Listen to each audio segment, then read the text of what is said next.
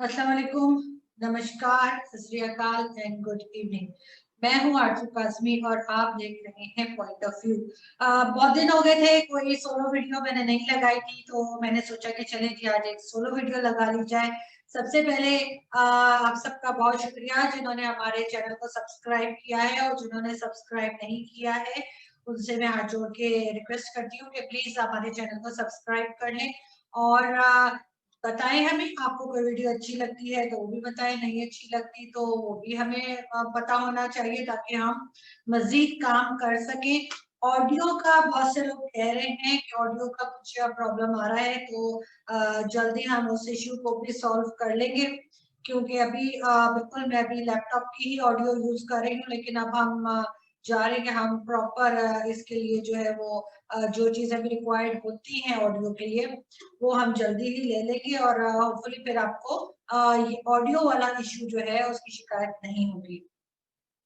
सबसे पहले हम बात करेंगे मरियम नवाज की। उन्होंने जो स्पीच अभी की है 2 दिन पहले, बड़ी जबरदस्त किस्म की उन्होंने बातें की है। और वैसे तो खैर वो हमेशा इस तरह की ही ज्यादातर बात करती है, जिसमें ये बताती है कि नवाज शरीफ साहब जो लंदन चले गए हैं तो क्यों चले गए हैं और वो क्यों वापस नहीं आ रहे, और वो बड़ा खुल के जो है वो हुकूमत के ऊपर क्रिटिसाइज भी करती है। लेकिन इस बार उन्होंने बड़ी हिम्मत दिखाई और उन्होंने आसिम सलीम बाजवा साहब का नाम लिया और उन्होंने बात की कि ऑन ड्यूटी होते हुए आसिम सलीम बाजवा ना सिर्फ ये कि करोड़पति बल्कि अरबपति बन गए हैं, और उसके ऊपर ना ही किसी नैब ने एक्शन लिया है और ना ही किसी और इदारे ने उनसे कोई सवाल जवाब किया है।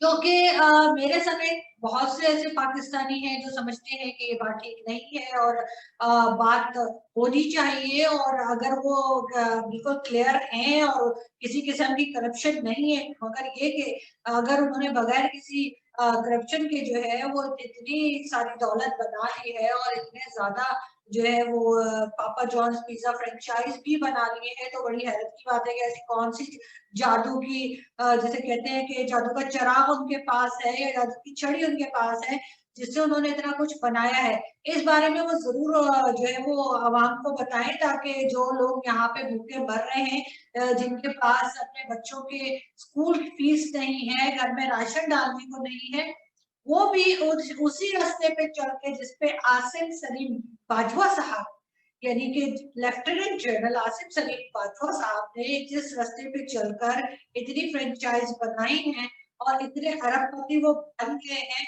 तो वो जादू वो हमें भी बताया था कि हमारे जैसे लोग जो हम वर्किंग क्लास हैं, और जैसे कहते हैं कि हर महीने की 20 तारीख तक तो हमारे पैसे तो खत्म हो जाते हैं जी। तो हम लोग भी वो काम करें और बाकी बाकी पाकिस्तान के लोग भी करें, और वो भी जरा जरा इसी तरीके से बिलियनियर और बिलियनियर बन जाए। लेकिन मरियम नवाज की जहां तक बात है तो उन्होंने बहुत अच्छे से बात की और उन्होंने बहुत अच्छी स्पीच दी। और होपफुली कि जो आम पब्लिक है, मैंने देखा है कि चाहे वो ट्विटर पर हो चाहे वो फेसबुक पर हो, हर तरह सोशल मीडिया पे अब लोग बोलने शुरू हो गए हैं। और ये मनी ट्रेल जो है उसके बारे में बार बार बात हो रही है, चाहे जितनी मर्जी धमकियां आप लगा दें जी अहमद दुरानी साहब को या दूसरे जर्नलिस्ट जो बात कर रहे हैं उसके ऊपर आप जितना मर्जी बोल लें, लेकिन ये चीज चलती रहेगी जब तक कि बाजवा साहब अपने आप को क्लियर नहीं करते। इमरान खान साहब की तो जाहिर है, सभी को मालूम है कि सिर्फ इमरान खान साहब की नहीं, पाकिस्तान में जो भी गवर्नमेंट आती है उसके पीछे एस्टेब्लिशमेंट होती है। तो खान साहब तो आपको मालूम ही है कि 22-23 साल मुसलसल इंतजार करने के बाद इस सीट तक पहुंचे हैं, जो उनसे संभाली नहीं जा रही और जिसको वो कंट्रोल कुछ भी नहीं कर पा रहे। जो प्राइसेस हैं वो भी कहीं से कहीं महंगाई पहुंच गई है, चाहे वो मेडिसिन हो, चाहे वो आम इस्तेमाल का सामान हो, या घरेलू जैसे कहते हैं खाने पीने की अशिया हो, कुछ भी हो, ग्रोसरी हो, कोई कोई चीज भी हो, तो उसकी प्राइस जो है बहुत ज्यादा बढ़ गई है। आम आदमी तो इस वक्त भीड़ हो रहा है, यूटिलिटी बिल्स पे ही भीड़ हो रहा है।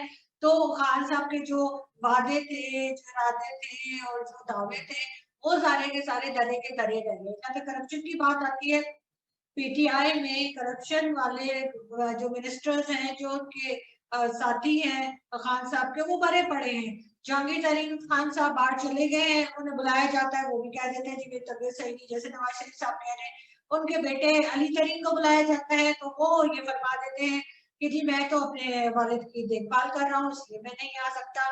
ये सब अरबपति यहाँ से पैसे कमा के और उसके बाद भाग के लंदन में बैठ जाते हैं।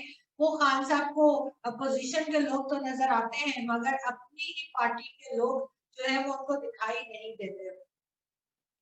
खैर हम उसके बाद ये बात सबको मालूम ही है, लेकिन फिर भी इसके ऊपर कोई काम होता हुआ नजर नहीं आ रहा, ना ही कोई उम्मीद है कि आसिम सलीम बाजवा साहब को जो है ये पूछा जाएगा। अगर उनकी थोड़ी सी भी लिहाज होता, शर्म गैरत होती तो उनको चाहिए था कि वो सीपैक से भी रिजाइन कर देते। ये बात मैंने पहले भी कई बार कही है और अभी मैं फिर कह रही हूँ, और मैं किसी से डरती वरती नहीं हूँ, मैं ये बात करती रहूंगी।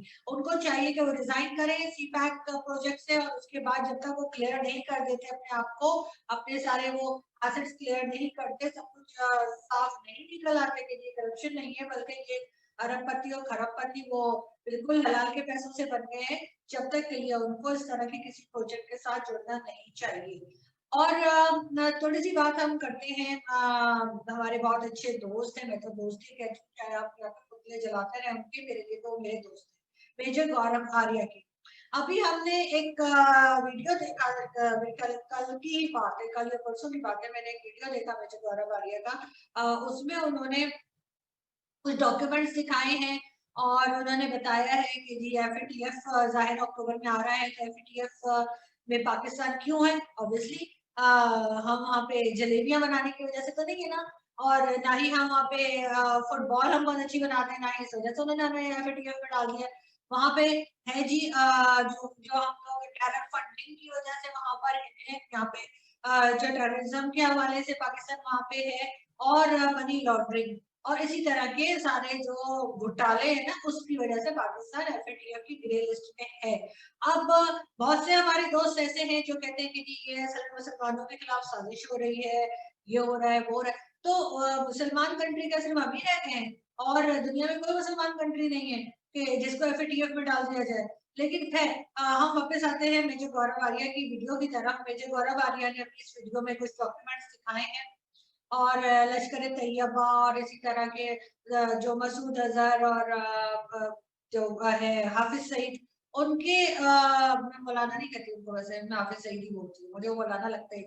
तो उनकी उनकी उनके लोगों की, उनके दामादों की, उनके जो पार्टी मेंबर्स हैं उनके उन्होंने दिखाए हैं आईडी कार्ड कॉपीज दिखाई हैं, एड्रेस बताए हैं, मोबाइल नंबर बताए हैं और इस तरह की चीजें उन्होंने सारी अपनी वीडियो में दिखाई हैं। अब यहाँ से क्या होता है जो कि मुझे उनकी वीडियो से ही पता चला कि पाकिस्तानी जो है वो उनका नंबर किसी ने लीक कर दिया। ठीक है, बहुत से लोगों के पास जो टीवी चैनल्स पे जाते हैं टीवी पे उसके पास भी नंबर हो, तो उन्होंने वो लीक कर दिया। अब उनको सुबह शाम गालियां दे रहे हैं, व्हाट्सएप पे उन्होंने कहा कि मैसेजेस कर रहे हैं, वॉइस मैसेजेस आ रहे हैं वगैरह वगैरह। लेकिन मसला सारा ये है कि अगर आप सारे मिलकर भी गालियां देंगे और मैसेजेस करेंगे उससे फर्क क्या पड़ेगा? फर्क तो तब पड़ेगा ना मेरे गौरव को, अगर आप उनको गलत साबित करें। अगर आप चाहते हैं कि आपको ये लगता है कि वो गलत बता रहे हैं और जो डॉक्यूमेंट्स उन्होंने दिखाए हैं वो भी गलत है, जो बात उन्होंने की है वो भी गलत है, तो आप अपनी बात से ही, जिस तरीके से उन्होंने बात की है, जिस तरीके से वो लॉजिक लेकर आए हैं, जिस तरीके से डॉक्यूमेंट्स लेकर आए हैं, आप उनको गलत साबित करें ताकि सारी दुनिया देखे और सब कहें कि हाँ जी देखो मेजर साहब ने जो है वो झूठ बोला था। लेकिन आप लोग क्या करते हैं, आपके पास कोई चीज तो है नहीं प्रूफ करने के लिए, तो आप लोग फिर गालियों के ऊपर आते हैं। ये चीज सिर्फ पाकिस्तान में नहीं है, भारत में भी है। अगर पाकिस्तान की तरफ से कोई पैनलिस्ट जो है वो ऐसी बात कर दे जो उनको इंडियंस को पसंद ना आए, लेकिन उनके पास कोई जवाब ना हो, उनके पास कोई उसको गलत साबित करने के लिए कोई चीज ना हो कि नहीं जी इस पाकिस्तानी ने हमारे बारे में ये इल्जाम गलत लगाया है, तो वहां से भी कुछ तकरीबन इसी किस्म का रवैया होता है कि बुरा भला कहेंगे, सोशल मीडिया पे बुरा भला कहेंगे। कम से कम इतना लिहाज है इंडियंस में कि वो नंबर लीक नहीं करते। हमारे लोग जो है अपना नंबर सोशल मीडिया पे फेंक देते हैं कि चलो भाई शुरू हो जाओ। तो व्हाट्सएप जहाँ एक बहुत अच्छी चीज है, वहाँ व्हाट्सएप ये आजाद भी है, कि क्योंकि वो फ्री होता है और फ्री की कोई चीज तो हम इंडियन पाकिस्तानी छोड़ते नहीं है, तो हम फिर उसके पीछे लग जाते हैं और अगले की जिंदगी खराब कर देते हैं मैसेजेस भेज भेज भेज भेज भेज के। ताकि अगर ऐसे करना ही है आपने, डॉक्यूमेंट्स लाइए ना, डॉक्यूमेंट्स लाइए, उनको गलत प्रूफ कीजिए। मैं तो खुद चाहती हूँ, मैं तो खुद एज अ पाकिस्तानी मैं चाहती हूँ कि हमारे पाकिस्तान से ऐसे डॉक्यूमेंट्स दिए जाएं, ऐसे ऐसे सबूत दिए जाएं, ऐसा प्रूव हम करें जिससे मेजर गौरव आर्या की वीडियो को हम गलत साबित कर दें। लेकिन प्रॉब्लम ये है कि हमारे यहाँ हम कोई ऐसी चीज नहीं ला पाते। हाँ, हम क्या करेंगे, हम पुतले चला देंगे, हम उसके बाद उनको गालियां लिख के भेजेंगे, हम ट्विटर पे शुरू हो जाएंगे, हम व्हाट्सएप पे भेजेंगे। इससे कुछ नहीं होगा। जो बाकी दुनिया है उसको इस बात से आपके कोई फर्क नहीं पड़ेगा। इसलिए बेहतर यह है कि उन्होंने जिस तरीके से बात की है आप भी उसी जबान में उनसे बात करें। और लाइए, आप लोग जो कोई भी मुझे देख रहा है, मुझे मालूम है बहुत से पाकिस्तानी देखते हैं हमारी वीडियो, बहुत पाकिस्तानी देखते हैं और उसके बाद वो हमें इनबॉक्स या सामने हो या इस तरीके से बुरा भला लिखते रहते हैं। और बहुत दफा बात लोग जो है वो चुप भी कर जाते हैं। लेकिन ऐसा नहीं है कि पाकिस्तान में हमारी वीडियोस नहीं चलती। पाकिस्तान में हमारी वीडियोस हर लेवल पे देखी जाती है, ऊपर के लेवल तक देखी जाती है। सिर्फ फर्क इतना है कि अभी बोल नहीं रहे हैं, सिर्फ सुनते हैं और उसके बाद अपने लोग छोड़ देते हैं सोशल मीडिया पे धमकियां लगाने के लिए। कोई गोली मारने आ रहा होता है, कोई कुछ मतलब कुछ भी बोलते हैं ना। आपको मालूम है कि कोई शर्म लिहाज वाली चीज तो हमारे यहाँ होती कोई नहीं है कि हम तमीज से बात करें और एक आर्ग्यूमेंट दें कि जी ये बात नहीं थी, ये थी। लेकिन हम बिल्कुल हमारे यहाँ जो है वो लिमिट्स क्रॉस कर कर जाते हैं और किसी भी लेवल पे जाके जो है बदतमीजी का तो कोई कोई हद ही नहीं है हमारा। तो हम ये कर रहे थे। खैर बहरहाल आप लोगों जो आप मुझे देख रहे हैं उन सबका बहुत शुक्रिया कि आप हमारे चैनल पे आते हैं और आप हमारी वीडियोस को देखते हैं। बहुत दफा हमें पता है कि बाज वीडियोस आपको नहीं पसंद आती, लेकिन उसकी रीजन ये होती है कि आपको किसी एक तरफ के लोग जो होते हैं उनका पॉइंट ऑफ व्यू अच्छा नहीं लगता। लेकिन आपको ये अंडरस्टैंड करना होगा, आपको ये बात समझनी होगी कि हमारे जो भी हमारी डिबेट्स होती हैं, हमारे जो शोज होते हैं, उसमें दोनों तरफ के लोग होते हैं, पाकिस्तान के भी होते हैं, इंडिया के भी होते हैं।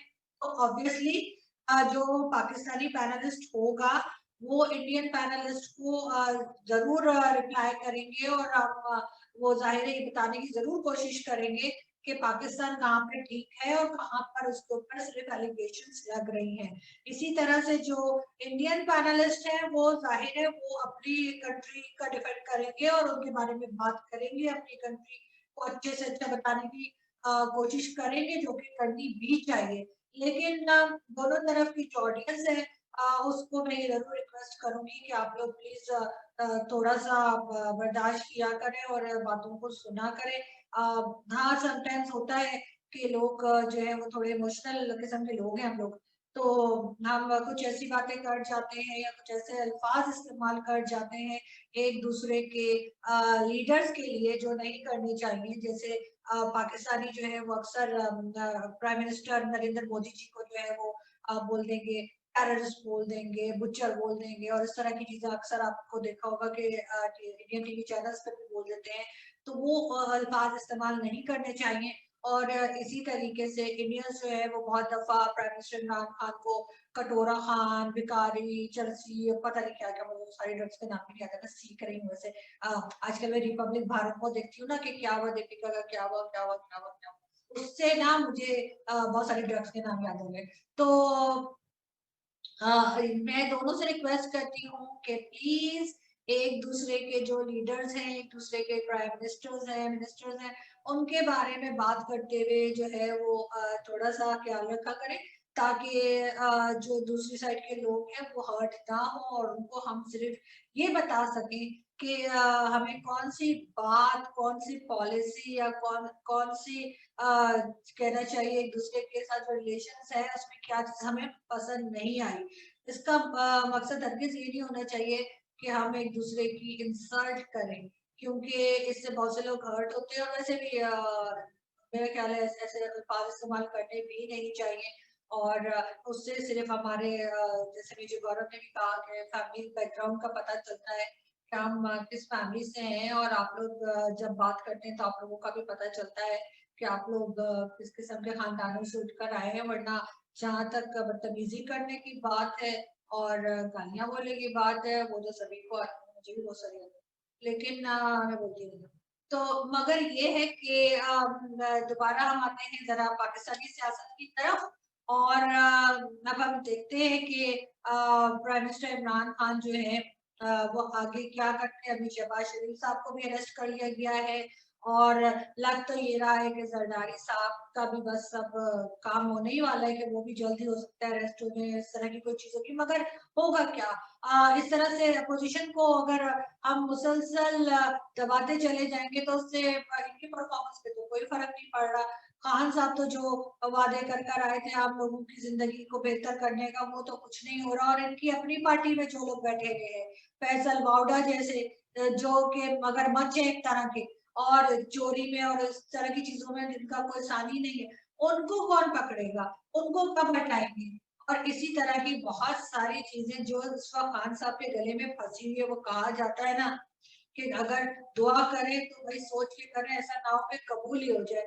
तो इमरान खान साहब के साथ बिल्कुल वही हुआ है कि बेचारे ने दुआ की कि मैं प्राइम मिनिस्टर बन जाऊं, और अनफॉर्चुनेटली उनकी भी बदकिस्मती और हमारी भी बदकिस्मती कि वो प्राइम मिनिस्टर बन गए, और अब हम उन्हें भुगत रहे हैं। और अब पता नहीं हमें उनको कितने दिन और भुगतना है। ये तो खैर अब वक्त ही बताएगा कि हमें अभी और कितने दिन उनको बर्दाश्त करना पड़ेगा, क्योंकि जिस तरह की बातें वो करते हैं और जिस तरह की पॉलिसीज वो लेकर आ रहे हैं, उससे उनकी पार्टी के यूटीए या जो यूटीए, अच्छा लोग मुझे कहते हैं यूटीए क्या होता है? यूटिया उस मखलूक को कहते हैं जो कि पीटीआई को सपोर्ट करते हैं। पाकिस्तान वाले यूटिया बहुत अच्छे से समझते हैं यूटिया का क्या मतलब है। ये मैं इंडियंस के लिए बता रही हूँ कि जो पीटीआई जो कि इमरान खान साहब की पार्टी है, उसको जो लोग सपोर्ट करते हैं अ, उसको उसको हम लोग यूटिया कहते हैं। तो अब हम ये करते हैं जी कि हम अब चलते हैं, और आपसे फिर मुलाकात होगी बहुत जल्दी। और वो जो लोग मुझे बोल रहे थे कि कपड़े खरीदो नए, तो उनके लिए ये है कि मैंने नए ड्रेसेस खरीदी है, लेकिन 2-3 है बस, उससे ज्यादा नहीं, क्योंकि अभी तक मैं लिफाफा जर्नलिस्ट बनी नहीं हूँ, मुझे कोई लिफाफा नहीं देता। तो इसलिए आप लोग प्लीज मेरे जो पुराने ड्रेसेस है, थोड़ा सा प्लीज उसी में गुजारा करने देना। मेरे पास पैसे नहीं है लेने के लिए। और हाँ, लेकिन मेरे मैंने 2-3 खरीदे, बड़ा मजा आया मुझे आज। तो खैर अब हम चलते हैं, इसलिए कि हमें और भी काम है, और हम फिर दोबारा मिलेंगे कुछ नए टॉपिक्स के साथ, कुछ नई बातों के साथ। और देखते हैं कोई नई प्रोग्रेस हो, कुछ नया काम ऐसा हो कि जिसके ऊपर हम सोलो वीडियो बना सके, तो हम जरूर बनाएंगे। अब हम इतने इंटेलिजेंट है नहीं ना जैसे गौरव की तरह के हर हफ्ते जो है वो भाषण दे सके। हमें इतना भाषण देना नहीं आता, लेकिन हम सीख रहे हैं। तो आप सबका बहुत शुक्रिया देखने के लिए। Thank you so much.